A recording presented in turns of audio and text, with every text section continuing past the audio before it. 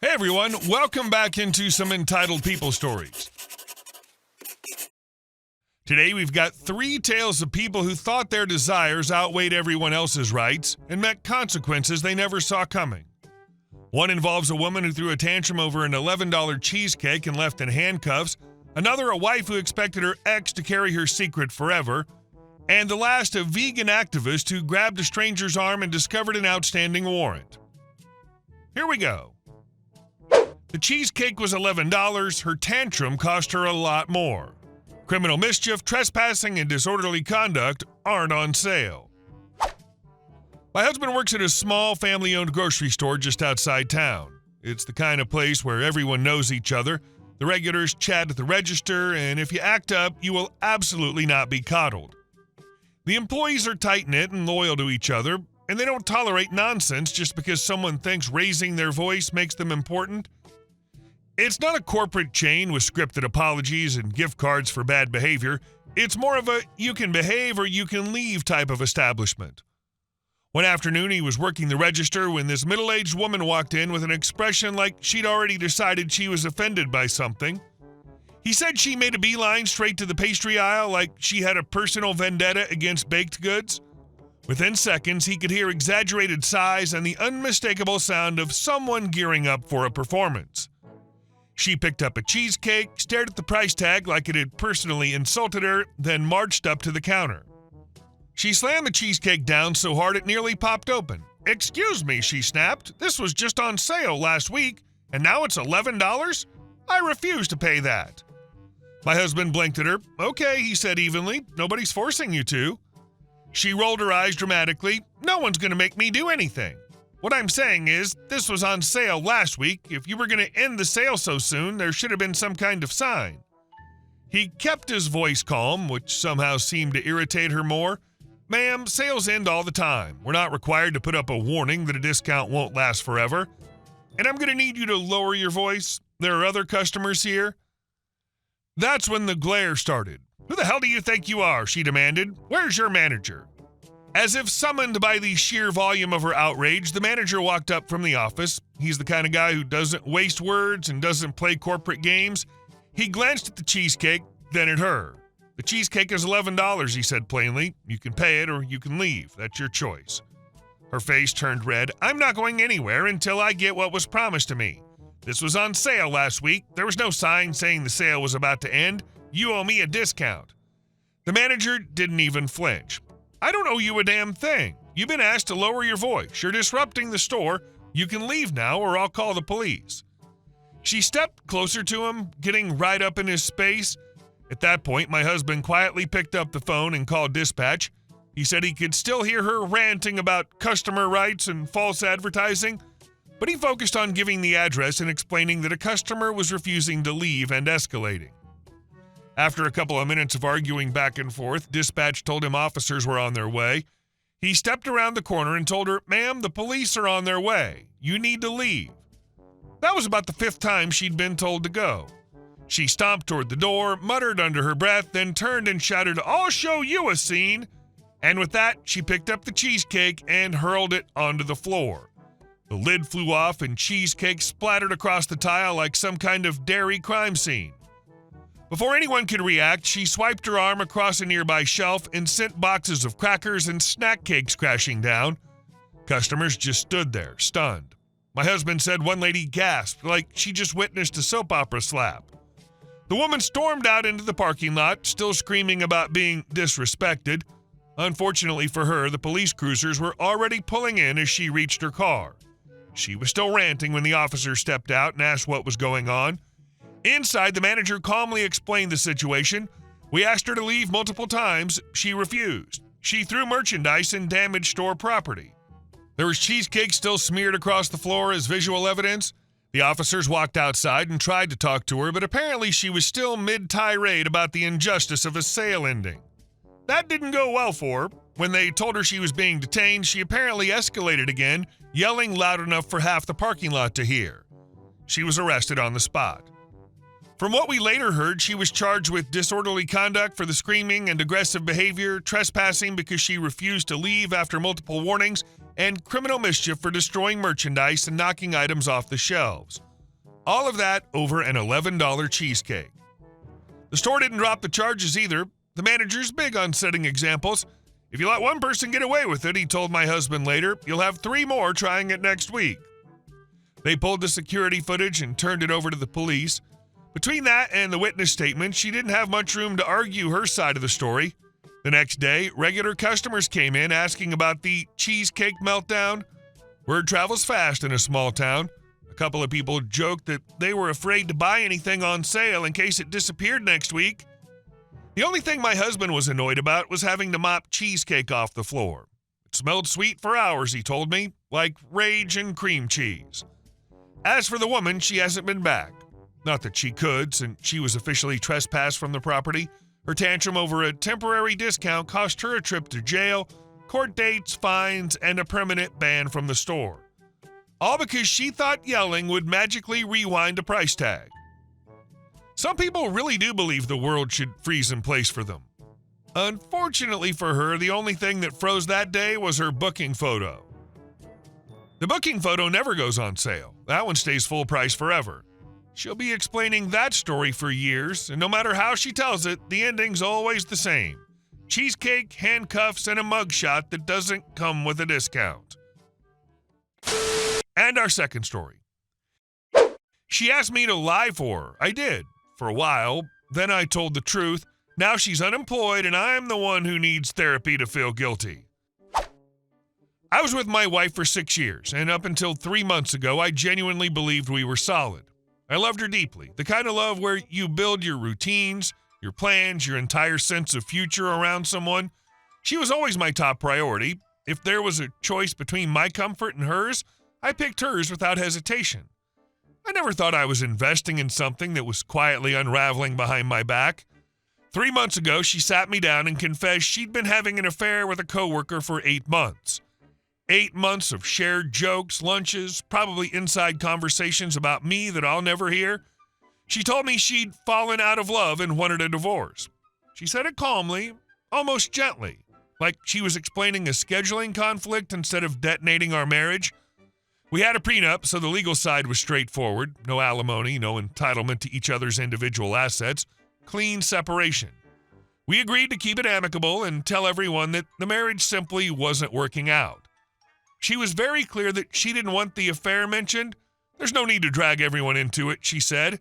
At the time, I didn't have the energy to argue. I was too busy trying to understand how I'd been the only one in the relationship for nearly a year.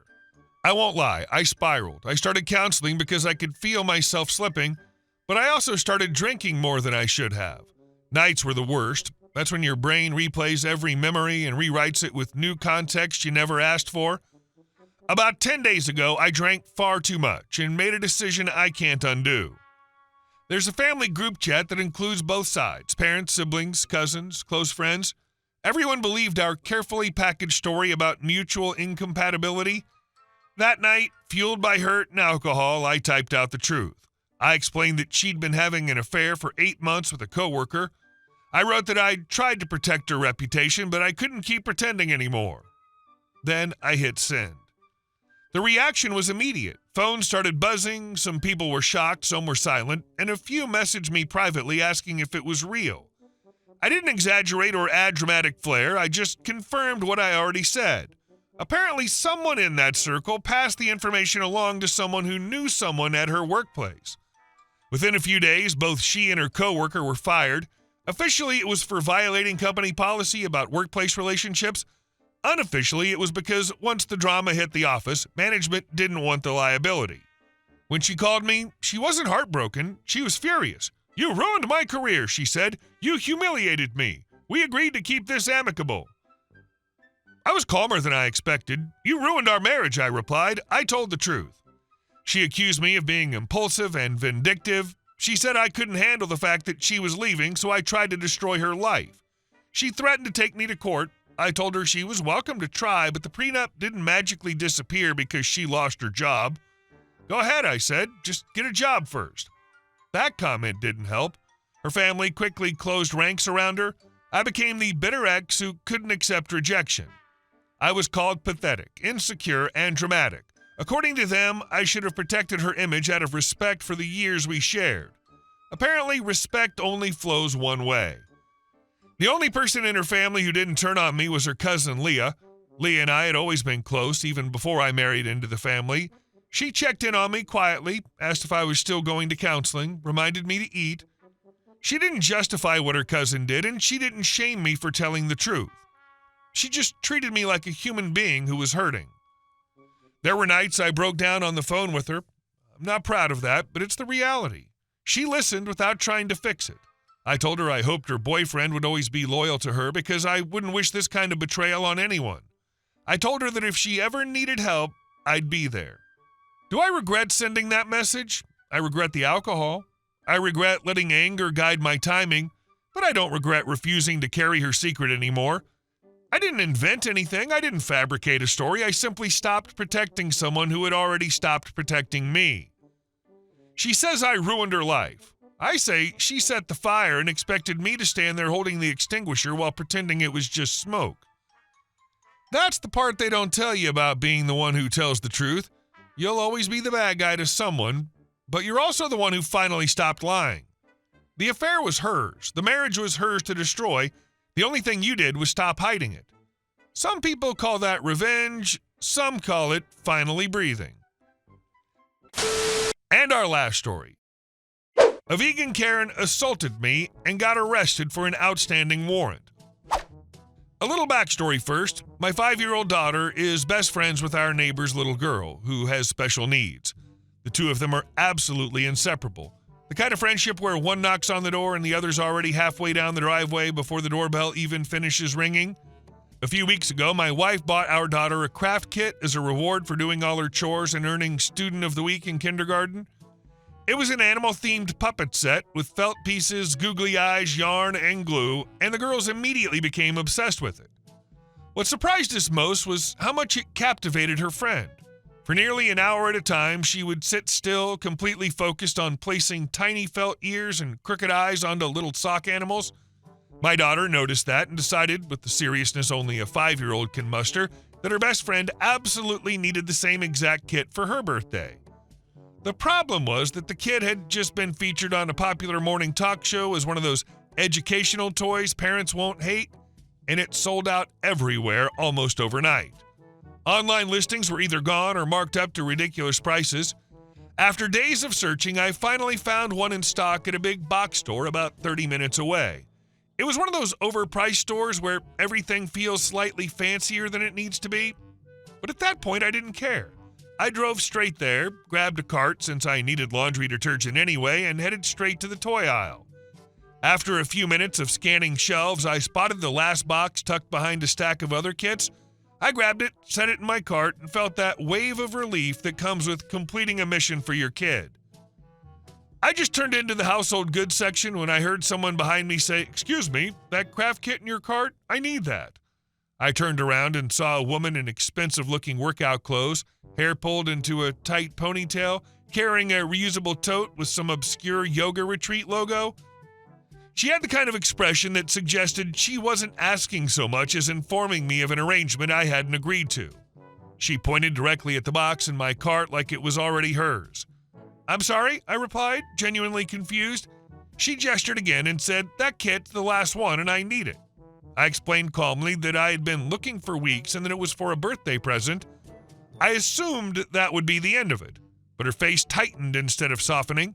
She leaned in slightly and said, "You don't understand. That kit contains animal products and I cannot allow you to purchase it." I blinked at her and asked what she meant. She launched into a speech about wool felt being a product of animal exploitation and how adhesives sometimes contain animal-derived components.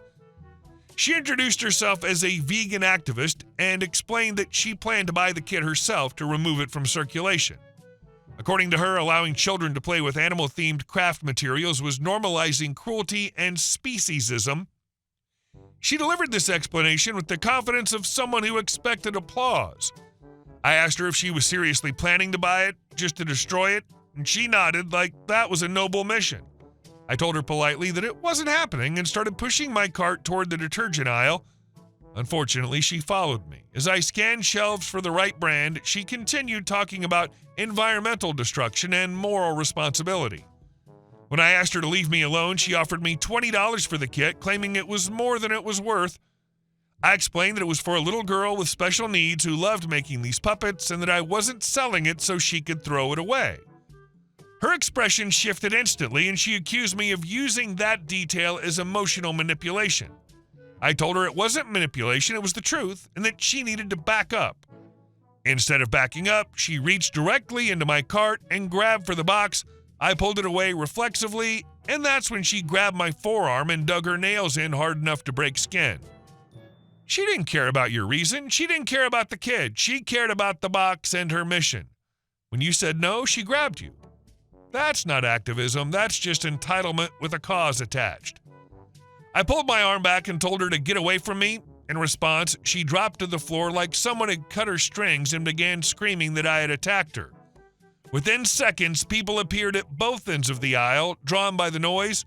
There I was, 6'3" with tattoos and a beard, holding a craft kit while she lay on the floor pointing at me and shouting for help. The crowd didn't look at the scratches on my arm first, they looked at me. Store employees rushed over and she immediately started crying and accusing me of assault. I held up my bleeding arm and told them to call the police and check the cameras. She insisted I had shoved her and that she was just trying to educate me. The manager arrived and quickly called for security footage to be reviewed while someone contacted the police. I stood there, not moving, waiting for things to unfold. 2 officers arrived and separated us to take statements. I calmly explained everything, from the lecture to the scratching to the theatrical collapse. She repeated her version louder, adding extra dramatic flourishes about how she feared for her safety. After reviewing the footage, the older officer approached her and asked if she wanted to revise her statement. She doubled down without hesitation, insisting she had been attacked. The officer informed her that the cameras showed her following me through multiple aisles, grabbing my arm and then dropping to the floor on her own. He then asked me if I wanted to press charges for assault, and I said yes immediately. As that was happening, the second officer discovered she had an outstanding warrant related to vandalism at an animal research facility. She went from righteous activist to stunned suspect in about 10 seconds flat. They handcuffed her right there near customer service while the crowd watched in silence. The same people who'd been offering her sympathy moments earlier were now staring in disbelief. The manager apologized to me and handed me a gift card along with the craft kit on the house. The officers photographed the scratches on my arm and gave me a case number for court. I left the store with my detergent and the now free craft kit, slightly shaken but mostly annoyed. When I got home, my daughter ran up and asked if I found her friend's present. I showed her the box and she hugged it like it was priceless. Her friend got her birthday craft day, and the activist got stainless steel bracelets and a scheduled appearance before a judge. Sometimes the loudest person in the room isn't the victim, just the one about to meet consequences. Story 3 lingers. The activist had an audience, a cause, and a warrant she'd forgotten about. She screamed first, grabbed second, and collapsed third, confident the crowd would side with the victim. The cameras didn't care about her performance, neither did the warrant. Hey guys, thank you all for watching the video. I'll see you in the next one.